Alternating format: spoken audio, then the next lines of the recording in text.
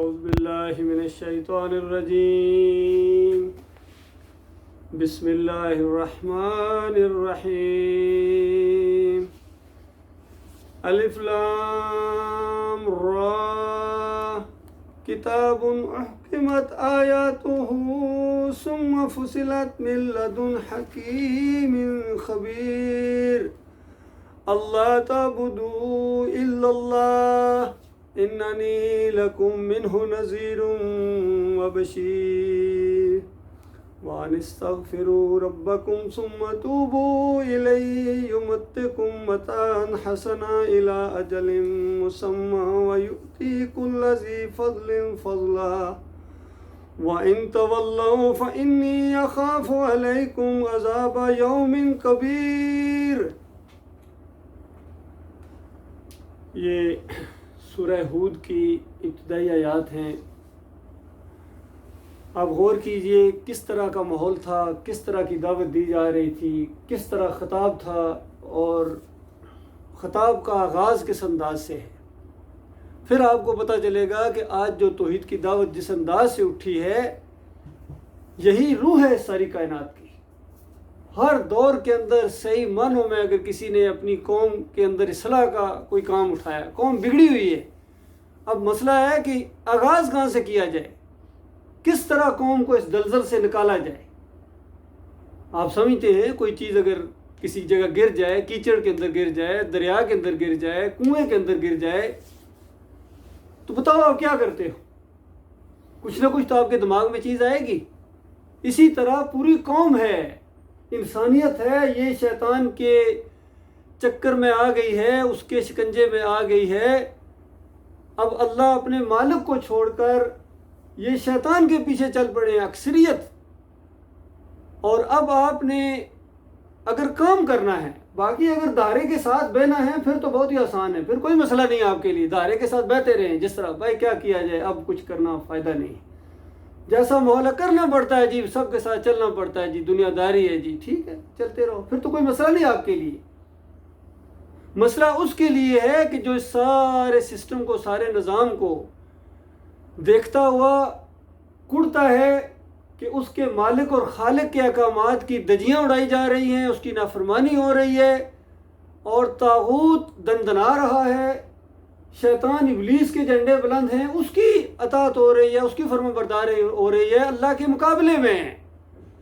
تو اگر کسی کا خون ذرا بھی نہ کھولے کہ اس کے اللہ اس کے مالک کی توہین ہو رہی ہے، آپ بتائیے، آپ سمجھیں ان چیزوں کو؟ یہ نہیں کہ کوئی نئی چیز آپ کے سامنے پیش کی جا رہی ہے، میرے سے زیادہ ان چیزوں کو آپ سمجھتے ہیں۔ دیکھیے دنیا میں کوئی بادشاہ ہوتا ہے، اس کی اگر بات کی دجیاں اڑائی جائیں، اس کی کوئی بات ہی کو نہ مانے، سارا سسٹم رک جاتا ہے۔ کسی علاقے کے چودھری کی کوئی بات نہ مانے، چودھری کس چیز کا ہو بتائیے؟ سردار کی بات نہیں مانی جا رہی ہے تو بتائیے اس کی سرداری کس چیز کی؟ لیکن اللہ کا معاملہ دنیا میں انسانوں کی طرح نہیں ہے۔ اللہ اس پوری کائنات کا مالک ہے، اور اس نے یہ دنیا کا نظام جو بنایا ہے، انسانوں کا اور جنوں کا خاص کر، جس کے اندر ان کو موقع ملا ہے، یہ امتحان کی جگہ ہے، یہ امتحان لیا جا رہا ہے۔ اگر امتحان نہ ہوتا تو اس کی اجازت کے بغیر، اس کی اذن کے بغیر تو ایک پتہ حرکت نہیں کر سکتا ہے۔ کسی کی جرت نہیں تھی اس مالک اور خالق کی نافرمانی کرتا۔ وہ تھوڑی سی اپنی بات سے سب کے جو ہے نا سب کو ٹھیک کر دیتا۔ ایک ہوا اگر بند کر دے، آکسیجن بند کر دے، بتائیے کھانا ان کا بند کر دے، ان کا پینا بند کر دے، پانی ان کا نیچے اتار دے زمین کے اندر، بتائیے کہاں کدھر جائیں گے، کہاں جائیں گے؟ اس کی مثال آج کا دیکھیے، یورپ کتنی ترقی کے اوپر ہے، کتنی زیادہ ان کے اندر سہولیات ہیں، سارا معاملہ ہے، صرف کمپیوٹر نے گیس بند کی ابھی تھوڑی سی، ان کی حالت کیا ہوگی اندازہ لگائیے۔ یہ کل کسی مثال میں آپ کو دے رہا ہوں۔ اسی طرح جب ایک کسی موقع کے اوپر عربوں نے دھمکی دی تھی امریکیوں کو اور دوسرے لوگوں کو کہ ہم تمہارا تیل بند کر دیں گے، تو اس کے بعد کیا حالت ان کی ہو گئی تھی؟ سارے منصوبے اسی وجہ سے بنائے گئے۔ تو یہ دنیا کے اندر ایک ہلکی ہلکی مثالیں ہیں۔ تو مالک الملک تو پوری کائنات کا مالک ہے، وہ زمین کو اگر ذرا سے زلزلے سے جب ہلاتا ہے تو آپ اندازہ لگائیے انسانوں کی حالت کیا ہو جاتی ہے۔ تو وہ تو زبردستی اتنا کچھ کر سکتا تھا، تمہیں پیدا ہی ایسے کیا جاتا کہ تمہارے اندر نافرمانی کی وہ چیز ہی نہ رکھی جاتی، تم سے زیادہ کثرت کے ساتھ فرشتے ہیں جو اللہ کی تسبیح اور تمہید بیان کر رہے ہیں آپ سے زیادہ، وہ تھکتے ہی نہیں ہیں، ان کا کام ہی یہی ہے، ہر وقت پوری کائنات اس اللہ کے مالک کی تسبیح بیان کر رہی ہے، اس کو آپ کی تسبیحات کی ضرورت نہیں ہے۔ یہ تو صرف ایک امتحان کا معاملہ ہے، اور امتحان اس نے خود لیا ہے، کسی سے پوچھ کے نہیں لیا ہے، کسی کے ساتھ مشورہ نہیں کیا اس نے۔ وہ پوری کائنات کا مالک ہے اور اکیلا مالک ہے، پوری کائنات کا خالق ہے اور اکیلا خالق ہے، کسی کی مدد نہیں اس نے لی ہے، کسی سے پوچھا ہی نہیں ہے۔ ہاں، اپنا ایک منصوبے کا اظہار کیا، اور بہت بڑے منصوبے کا اظہار کیا، جب مالک نے فرشتوں کے سامنے صرف بتایا ان کو میں یہ کرنے والا ہوں، مشورہ نہیں لیا کہ تمہارا کیا خیال ہے، نہیں، وہ خالق ہے، مالک ہے۔ تو اس انداز سے اگر کوئی صحیح معنوں میں اپنا خیر خواہ ہے، اپنے بیوی بچوں کا خیر خواہ ہے، دیکھو دنیا میں کتنی خیر خواہی ہوتی ہے، اپنی خیر خواہی ہوتی ہے، گرمی ہوتی ہے پنکھے کا انتظام کرتے ہو، اے سی کا انتظام کرتے ہو، کسی پر احسان چڑھاتے ہو، یا آپ کا اپنا جسم ضرورت محسوس کرتا ہے، پھر اس کے بعد سردیوں میں کمبل لاف کا انتظام کرتے ہو، کسی پر احسان کرتے ہو، آپ کے اپنے جسم کو سردی لگتی ہے، پھر بیوی بچوں کے لیے کمانے کہاں سے کہاں آ گئے ہو، کس کے لیے آئے ہو، کیا ارادے ہیں، یہ سارا انتظام کیا جاتا ہے۔ تو اس سے زیادہ ضرورت ہے اس بات کی کہ اس جہنم کی آگ سے بچنے کا اپنے لیے انتظام کرو۔ قوا انفسکم واہلکم نارا وقودھا الناس والحجارہ، فرمایا اپنے آپ کو، اے مومنو، ایمان کا دعویٰ کرنے والوں، بچاؤ اس آگ سے اپنے آپ کو اور اپنے اہل و عیال کو، اپنے پیاروں کو، جن کو اگر کانٹا چبھ جائے تو تمہاری چیخ نکل جاتی ہے۔ کتنی ہمدردی ہے تمہاری ان کے ساتھ، اگر کسی کیس میں جیل میں چلے جائیں تو تمہاری حالت کیا ہو جاتی ہے بتاؤ۔ اس کے بعد بیوی ہے، بچے ہیں، بھائی ہیں، ماں ہے، کتنے قریبی رشتہ دار ہیں۔ پھر اگر زیادہ سمجھدار ہو تو اپنے رشتہ داروں کا کس طرح خیال رکھتے ہو، محلے والوں کا خیال رکھتے ہو، علاقے والوں کے ساتھ ہمدردی ہے، ملک کے ساتھ کتنی ہمدردی ہوتی ہے، قوم کے ساتھ کتنی ہمدردی ہوتی ہے، انسانوں کو، انسانیت کے ساتھ اگر صحیح معنوں میں ہے تو یہ دائرہ بڑھتا چلا جائے گا۔ اور طریقہ یہ ہے، بہت آسان طریقہ اللہ تعالیٰ نے بتایا ہے، یقین کیجئے اللہ سے زیادہ انسانوں کا کوئی خیر خواہ نہیں ہے، کوئی خیر خواہ۔ ماں سے زیادہ محبت کرنے والا، اللہ کے بندوں غور کرو ذرا، ماں کتنی محبت کرتی ہے، یہ اللہ نے اپنی محبت کو بتانے کے لیے یہ رشتے قائم کیے ہیں، یہ دنیا کا نظام چلانے کے لیے یہ رشتے قائم کیے ہیں، تاکہ آپ کا یہ وقت ہے یہ مناسب انداز سے گزرے، کہیں پریشانی نہ ہو تمہیں۔ اور اس کے اندر ایک چیز اس نے مانگی ہے، یقین کیجیے اسی کا ذکر میں آپ کے سامنے کروں گا۔ یہ سورہ، اس کے بعد یہ سورہ ہود ہے، اس کے بارے میں آتا ہے کہ وہ بکر صدیق رضی اللہ تعالیٰ عنہ نے ایک دفعہ نبی علیہ السلام سے کہا کہ اللہ کے رسول صلی اللہ علیہ وسلم، میں دیکھ رہا ہوں کہ آپ بڑی تیزی کے ساتھ، یعنی ایسی آپ کے اوپر کیفیت ہے کہ جس طرح، حالانکہ اس طرح کی بڑھاپے کی عمر نہیں ہے، لیکن پھر بھی ایسا لگتا ہے کہ آپ بڑھاپے کی طرف بڑی تیزی سے، یعنی یہ معاملہ کیا، پریشانی کیا ہے آپ کو؟ تو نبی علیہ السلام فرماتے ہیں ابو بکر، اس سورہ ہود نے اور اس جیسے مضامین کی دوسری صورتوں نے گویا مجھے بوڑھا کر دیا ہے۔ کس وجہ سے؟ کہ پچھلے انبیاء کی دعوت کا ذکر ہے، ایک نبی کی دعوت کا ذکر ہے کہ وہ اس نبی نے دعوت دی ہے، قوم نے نہیں مانا ہے، اور اس ایک وقت کے بعد جو اللہ کی طرف سے لکھا ہوا ہے، ہر لمحہ وہ وقت کم ہو رہا ہے، ہر گلی کی جو کلک ہے اس وقت کو کم کر رہی ہے، ہر سانس آپ کا گویا ایک قدم ہے جو آپ کی منزل کی طرف اٹھ رہا ہے۔ وہ وقت ہے، اگر وہ وقت جب ختم ہو جاتا ہے اس کے بعد کسی چیز کا لحاظ نہیں کیا جاتا، پوری قوم کو رگڑ دیا جاتا ہے عذاب کے اندر، اور پھر بچتا صرف وہ ہے جو اس بات کو مانے جو اس نبی نے پیش کی۔ اور اگر بیٹے نے بھی بات نہیں مانی ہے تو اس کو بھی نہیں چھوڑا گیا، بیوی کو بھی نہیں چھوڑا گیا، باپ کو نہیں چھوڑا گیا۔ اللہ کے ہاں یہ انصاف کا معاملہ ہے۔ اس کے بعد وہ جو بچتے ہیں اس کے ذریعے ایک قوم بنتی ہے، اور اس کے بعد ایک مناسب وقت کے بعد اگر ان کے اندر پھر وہی خرابی آ جاتی ہے جس کو شرک کہتے ہیں، تو اس کے بعد پھر اللہ تعالیٰ انہی انسانوں میں سے کسی کو نبی بناتا ہے اور اپنا پیغام پہنچاتا ہے کہ دیکھو ان سرفروں کو کہو کہ مجھے چھوڑ کر، اتنے مہربان رب کو چھوڑ کر تم دوسروں کے پیچھے جا رہے ہو، تو تمہیں اس کا خمیازہ اسی طرح بھگتنا پڑے گا جس طرح یہ پچھلی قوم کے آثار تمہارے بالکل قریب ہیں، ان کے واقعات تمہارے سامنے ہیں، تو ان کو جب میں نے جس وجہ سے مارا ہے تو وہی کام جب تم کرو گے تو تمہیں کیوں نہیں مارا جائے گا بتاؤ۔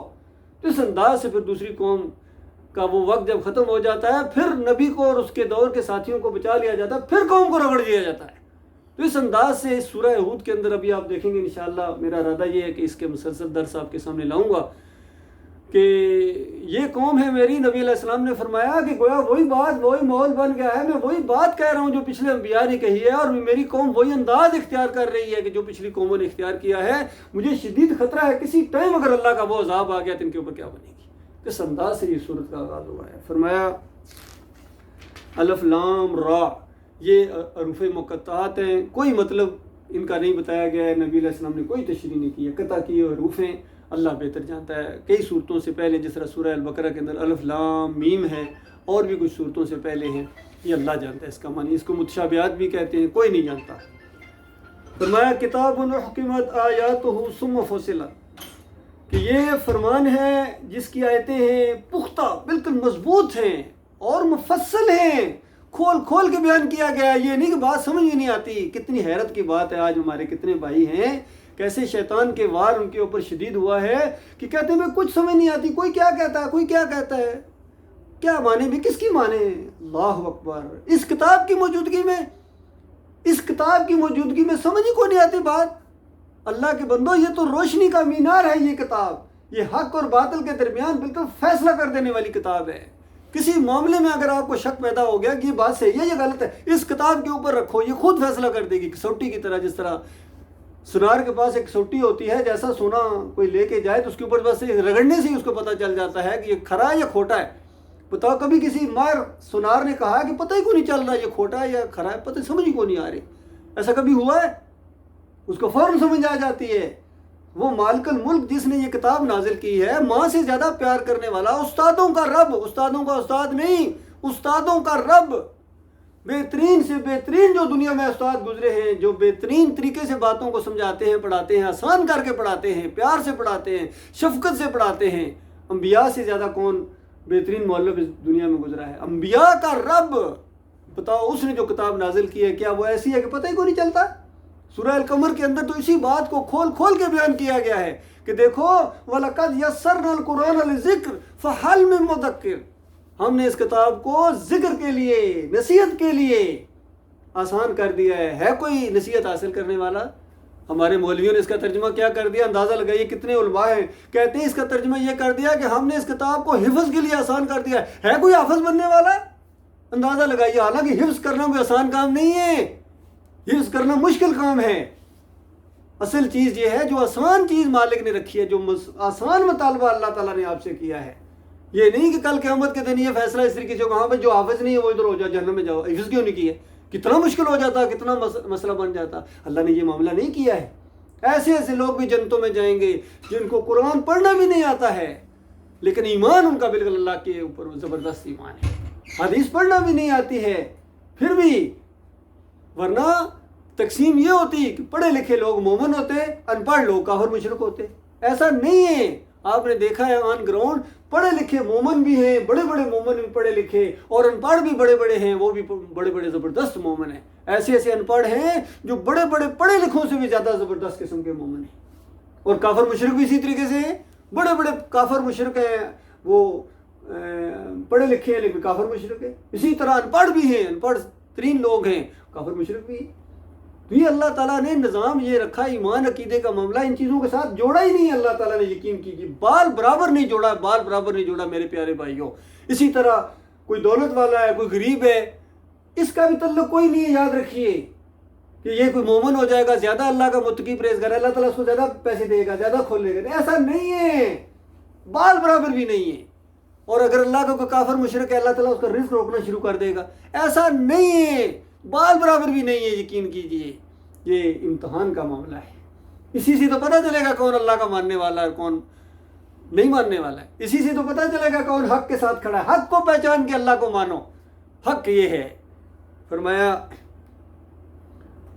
یہ وہ کتاب ہے جس کی آیتیں پختہ ہیں، جن مضبوط ہیں، مفصل ہیں، کھول کھول کے بیان ہوئی ہیں، اور کیسے نہ ہوتی یہ ایک دانا اور باخبر ہستی کی طرف سے، دانا انتہائی سمجھدار، انتہائی یقینی، اس وجہ سے ہے، اور علم والا ہے، جاننے والا ہے کہ کون اس سے کتنا فائدہ اٹھائے گا، کس کے ذریعے اس کو پھیلایا جائے، یہ فیصلہ اس نے کرنا ہے، یاد رکھیے، آپ کا فیصلہ نہیں ہے، ہمارا فیصلہ نہیں ہے۔ یہی تو سب سے بڑا اعتراض تھا مشرکین مکہ کا اور بڑے بڑے سرداروں کا کہ اچھا اگر اللہ تعالیٰ یہ چاہتا ہے کہ یہ باتیں ساری پھیل جائیں تو پھر اللہ نے کسی بڑے سردار کو کیوں نہیں نبی بنایا؟ وہ بڑا سردار تھا، بڑی ٹیم اس کے ساتھ تھی اور بڑی جتھے اس کے ساتھ تھے۔ یہ بات اگر یہ چاہتا ہے کہ یہ کفر و شرک نہیں ہونا چاہیے، یہ نہیں ہونا چاہیے، تو وہ ایک اشارے پر یہ سارا ختم کروا دیتا ہے اپنی طاقت کے ذریعے۔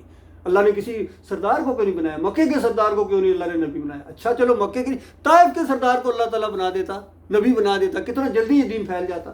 بنایا تو محمد صلی اللہ علیہ وسلم کو بنایا۔ اس کا جواب اللہ تعالیٰ نے دیا کہ یہ انتخاب تمہارا نہیں ہے، یہ اللہ تعالیٰ جانتا ہے کس سے کیا کام لیا جائے، یہ دنیا نہیں ہے، یہ دین کا معاملہ ہے۔ اللہ بہتر جانتا ہے کس کے دل میں اللہ کا کتنا وقار ہے، اللہ کی کتنی عزت ہے، کتنا اللہ سے ڈرنے والا ہے، کتنا اللہ سے محبت کرنے والا ہے، اور کتنا ہے جو اللہ کے راستے میں کتنی قربانیاں دے گا، ڈٹ جائے گا۔ یہ ساری چیزیں اللہ تعالیٰ جانتا ہے، تمہارا محتاج نہیں ہے۔ تمہیں اللہ نے اگر چند سکے دے دیے ہیں، تم سردار بن گئے ہو، تو سردار بنایا کس نے بتاؤ ذرا؟ اگر اللہ نہ چاہتا تو تم غلام بھی ہو سکتے تھے، تمہیں وہ مول بھی اللہ تعالیٰ دے سکتا تھا، لیکن یہ سرداری بجائے اس کی کہ تم اللہ کی فرما برداری کی طرف آؤ، تم نے نافرمانی اور اکڑ دکھانا شروع کر دیا ہے۔ تو بتایا تم کیا سردار ہو، تمہاری کیا بدماشی ہے؟ تم سے پہلے نمرود آیا تھا، فرعون آیا تھا، حامان آیا تھا، بڑے بڑے متکبر آئے، تو اس کے بعد جب میری مار پڑی ہے تو کس طرح پھر چیخے ہیں، تمہیں اسی طرح مار پڑے گی، اس طرح انداز سے کھول کھول کے ان کو بیان کرو ذرا برابر کسی کا۔ نبی علیہ السلام کو کہا گیا ان کو کہو انکم وما تعبدون من دون اللہ حسب جہنم انتم لہا واردون، کھول کھول کے ان کو بیان کرو۔ وارد المشرکین، مشرکوں کی ذرا پرواہ نہیں کرنی ہے، یہ کیا کر لیں گے، کچھ بھی نہیں کر سکتے، کچھ بھی، سارے ایکا کر لیں، کچھ بھی نہیں کر سکتے، سب کی چوٹی اللہ نے اس طرح پکڑی ہوئی ہے۔ بالکل فکر نہ کرو، بے پرواہ ہو جاؤ اس دعوت کے معاملے میں، کھول کھول کے بیان کرو کہ تم اور تمہارے یہ بڑے جن جن کو تم پوجتے ہو، جن جن کی بات تم اللہ کے مقابلے میں مانتے ہو، اللہ کے مقابلے میں جن کی بات مانتے ہو، گویا ان کو اپنا رب مانتے ہو، اور بڑوں بڑوں کی جو بھی ہے سارے کے سارے جہنم کا ایندھن بنے گے، اور اس کے بعد چیخو گے، چلاؤ گے، واپس نہیں آ سکو گے۔ وہاں کیا تم کہو گے یا اللہ یہ کیا، یہ سارے ہی، اچھا وہ بھی کہو گے وہ سارے ہی ہوں گے تمہارے جتنے آج تمہارے نظر آتے ہیں جو اللہ کی طرف نہیں آ رہے ہیں، ایمان کی طرف نہیں آ رہے ہیں، جو تعداد کے پیچھے بھاگے جا رہے ہیں، گندگی کے دریا کے ساتھ بہہ رہے ہیں، ان کو کیا پتہ ایمان عقیدے کی کیا بات ہے۔ اسی قرآن کے اندر کھول کھول کے اللہ نے یہ تعداد کا مسئلہ بیان کیا، فرمایا اکثرهم مشرکین قل سیروا فی الارض فانظروا کیف کان عاقبۃ الذین من قبل کان اکثرهم مشرکین۔ اور ذرا سر پھرو، کوئی ہوش ہے تمہیں، زمین کے اوپر چل پھر کر دیکھو، ان کھنڈرات کی تحقیق کرو، یہ کیوں مارے گئے تھے۔ آج دیکھیے کیسے جدید طریقے سے نکالے جاتے ہیں اور ان کے اندر سے پتہ چلتا ہے، تحقیق ہوتی ہے، ایسا سب یہ اس وجہ سے مارے گئے تھے۔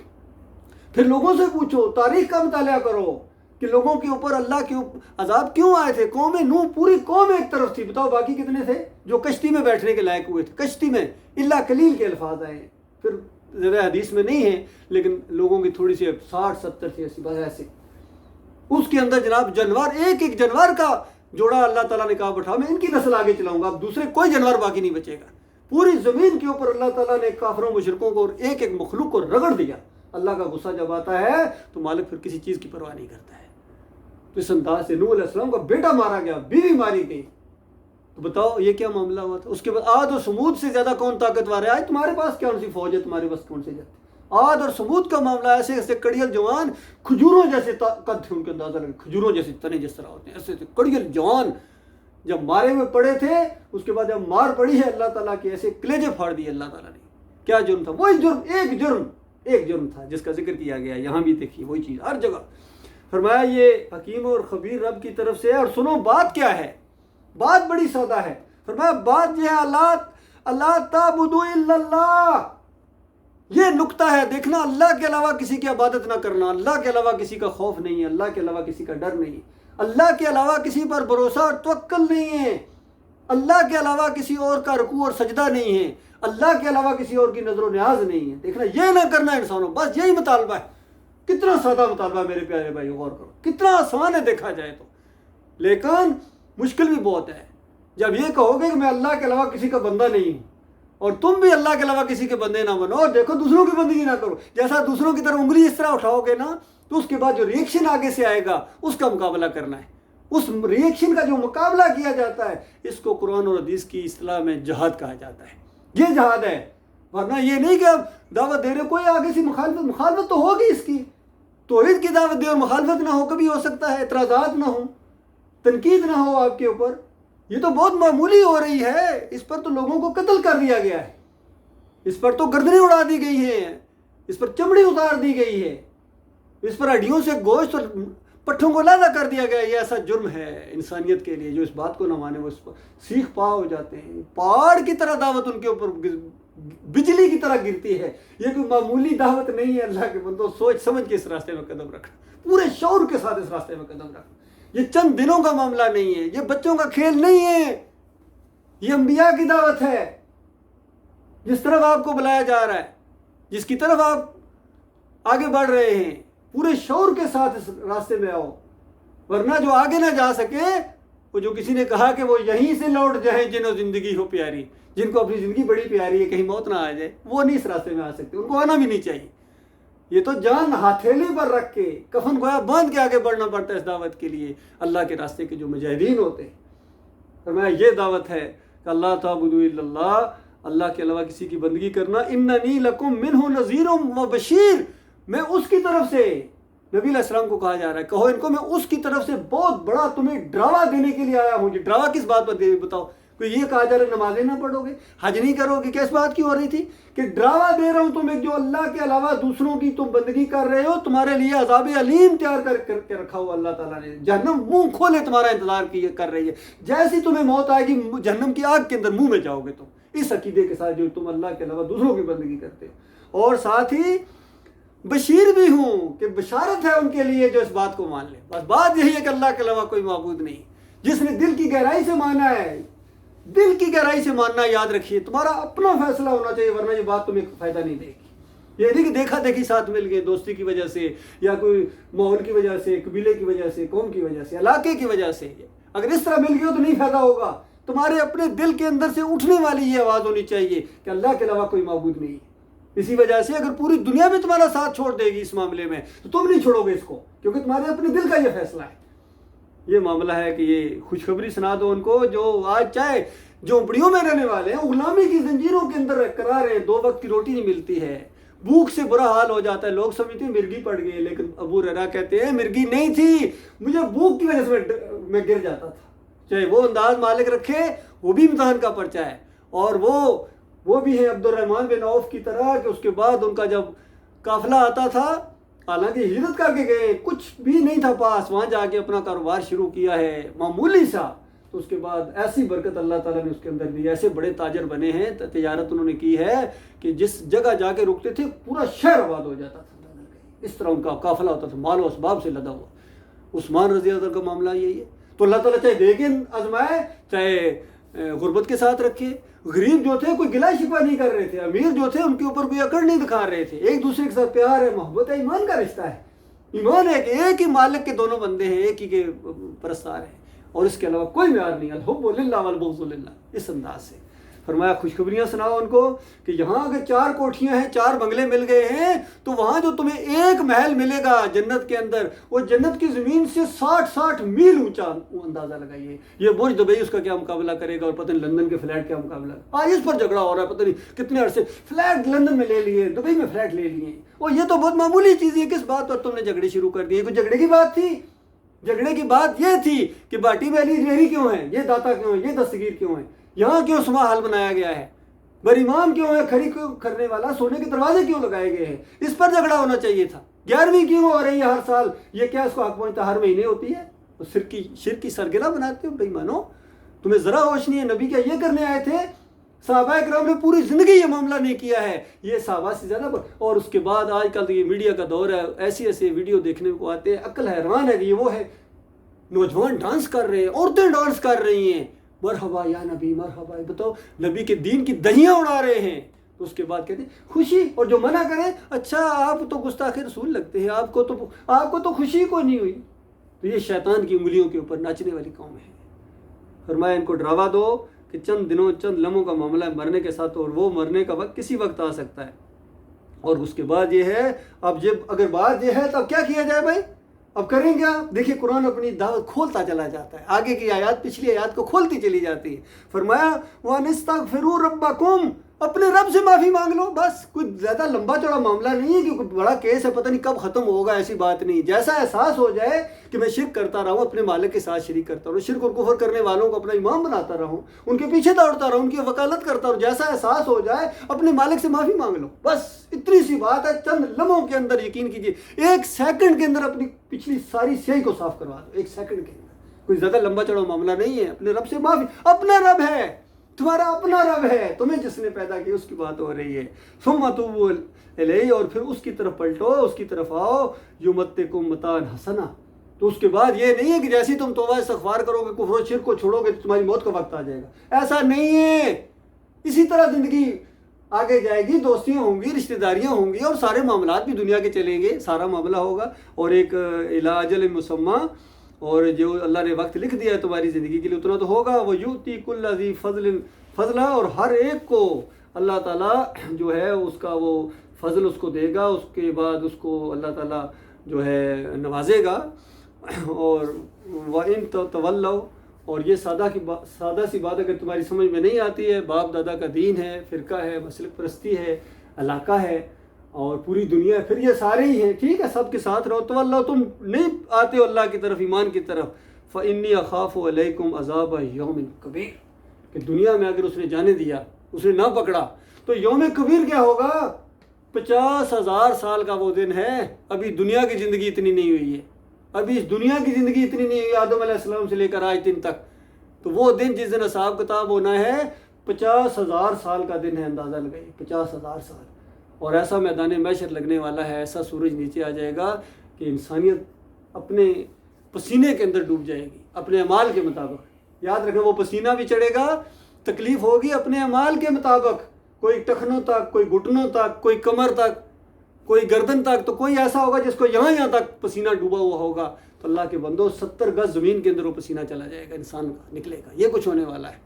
اور بتاؤ اس وقت جس بندے کو اللہ کی رحمت کا سایہ ملے گا تو اس کی خوش قسمتی کا ذرا اندازہ لگاؤ.